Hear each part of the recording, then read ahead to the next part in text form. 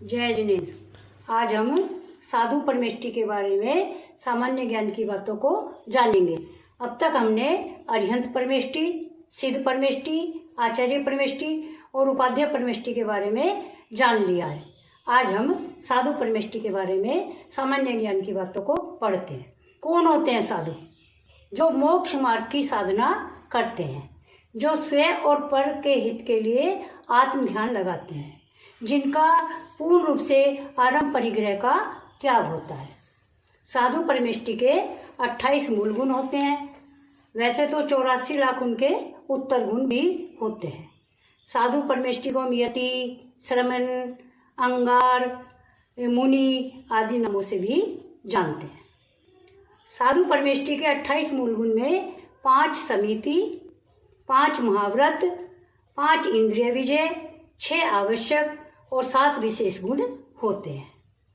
समिति, सम्यक रूप से प्रवृत्ति करना, जीवों की रक्षा करते हुए भली प्रकार से प्रवृत्ति को करना समिति कहलाता है। ईर्य समिति, जीवों की रक्षा करते हुए 4 हाथ आगे देखकर साधु लोग चलते हैं।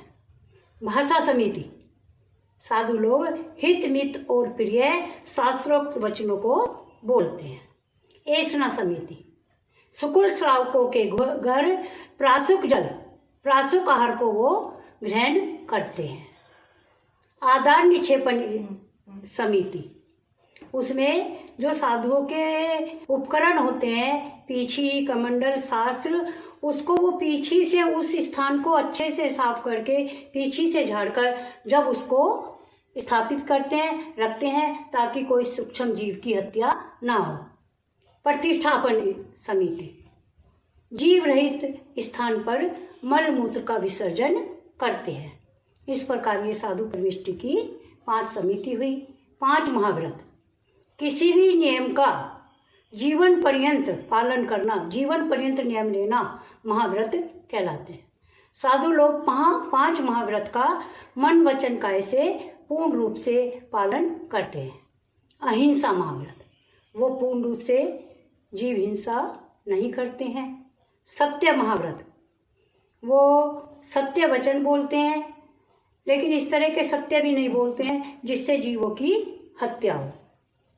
ऐचौर्य, बिना अनुमति की किसी की वस्तु को छूते भी नहीं है। ऐचौर्य महाव्रत का पालन करते हैं। ब्रह्मचर्य महाव्रत, उनका स्त्री का पूर्ण रूप से त्याग होता है, और ब्रह्मचर्य का मतलब वो अपनी आत्मा में लीन रहते हैं, आत्मा में रमन करते हैं। अपरिग्रह महाव्रत, साधु परमेष्टि के परिग्रह का पूर्णतः त्याग होता है। 24 प्रकार के परिग्रह, 14 अंतरंग परिग्रह और 10 बाह्य परिग्रह का उनके पूर्णतः त्याग होता है। वो उनके पास 3 उपकरण होते हैं। संयम के लिए, जीव रक्षा के लिए उनके पास पीछी होती है, शुद्धि के लिए उन्हें कमंडल रखना होता है, और ज्ञान वृद्धि के लिए शास्त्र रखना होता है। ये उनके आवश्यक उपकरण साधु परमेष्टि के होते हैं। अब है इंद्रिय विजय। 5 इंद्रिय विजय होती हैं। स्पर्शन इंद्रिया, चाहे स्थान कठोर हो चाहे मुलायम हो, उसमें उनको कोई रति अरति या कोई प्रीति अप्रीति नहीं होती है। रसना इंद्रिय, उनका भोजन चाहे निरस हो चाहे रसीला हो, तो उससे उनको कोई रति अरति, कोई प्रीति अरति उनके मन में किसी तरह को कोई भाव नहीं आता है। घ्राण इंद्रिय, चाहे दुर्गंध आ रही हो चाहे सुगंध आ रही हो, उसमें उन्हें कोई राग द्वेष उत्पन्न नहीं होता है।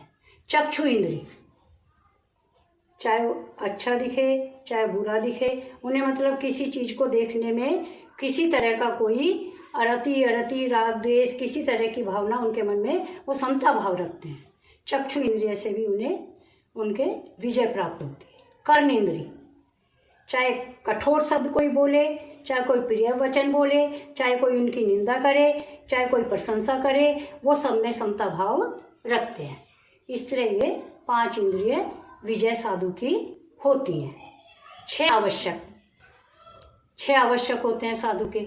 जैसे आचार्य परमेष्टि में बताए थे उसी प्रकार साधु के भी 6 आवश्यक होते हैं। सामायिक 3 समय, पूर्वाह्न, मध्याह्न, अपराह्न 48 मिनट के लिए समता भाव रखकर पंच नमस्कार करके वो 48 मिनट की सामायिक करते हैं। स्तुति 24 तीर्थंकरों की गुणगान करते हैं।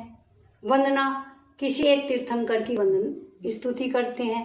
प्रतिक्रमण अपने लगे हुए पूर्व में लगे हुए दोषों के लिए क्षमा भाव मांगना, गुरु के पास जाकर प्रतिक्रमण करना उनका नियम आवश्यक होता है।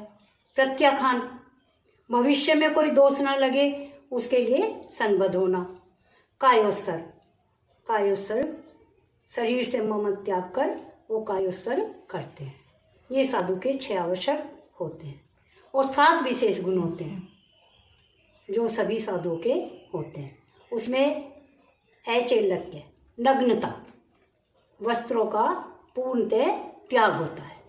ऐदंत धोवना वो दांत साफ करने के लिए मंजन वगैरह इस तरह वो दांत साफ नहीं करते हैं। आहार के समय, आहार के बाद एक बार आहार के समय ही वो दांतों को उस समय साफ करते हैं। ऐसे नहीं है कि वो पेस्ट कर रहे हैं या मंजन कर रहे हैं, दांतों में बदबू आ रही है, दांत साफ कर रहे हैं, ऐसा साधु के त्याग होता है।